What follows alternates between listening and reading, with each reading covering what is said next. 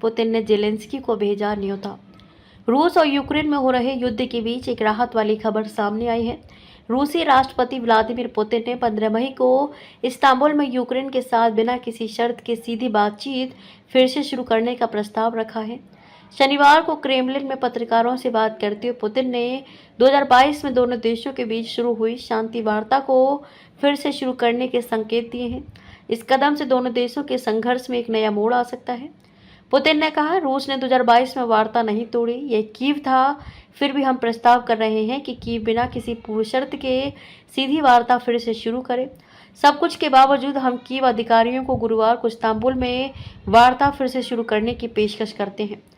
उन्होंने कहा, मैं आपको याद दिला दूं कि इन वार्ताओं के परिणाम स्वरूप एक संयुक्त मसौदा दस्तावेज तैयार किया गया था और कीव वार्ता समूह के प्रमुख द्वारा इस पर हस्ताक्षर भी किए गए थे, लेकिन पश्चिम के आग्रह पर इसे कूड़ेदान में फेंक दिया गया। रूसी राष्ट्रपति ने कहा, रूस ने बार बार युद्ध विराम की पहल की है। कीव के अधिकारियों ने हमारे किसी भी युद्ध विराम प्रस्ताव पर कोई प्रतिक्रिया नहीं दी है। घोषित युद्ध विराम के 3 दिनों के दौरान कीव ने रूसी सीमा पर हमला करने के 5 प्रयास किए हैं। रूस और यूक्रेन के बीच युद्ध विराम को लेकर अटकलें तेज हो गई हैं, जहां अब रूस और यूक्रेन के बीच लंबे समय से चल रहे युद्ध के बीच अब बिना शर्त सीधी बातचीत की संभावना एक बार फिर से सामने आई है। इसको लेकर रूसी राष्ट्रपति व्लादिमीर पुतिन ने रविवार को कहा कि वे 15 मई को तुर्की के इस्तांबुल में यूक्रेन से बिना किसी शर्त के बातचीत करने को तैयार है। हालांकि उन्होंने आरोप भी लगाया कि 2022 में वार्ता यूक्रेन ने रोकी, न कि रूस ने। व्लादिमीर पुतिन ने रूस ने संघर्ष विराम पर रूस का रुख स्पष्ट करते हुए कहा कि रूस ने बार बार संघर्ष विराम का प्रस्ताव दिया, लेकिन यूक्रेन और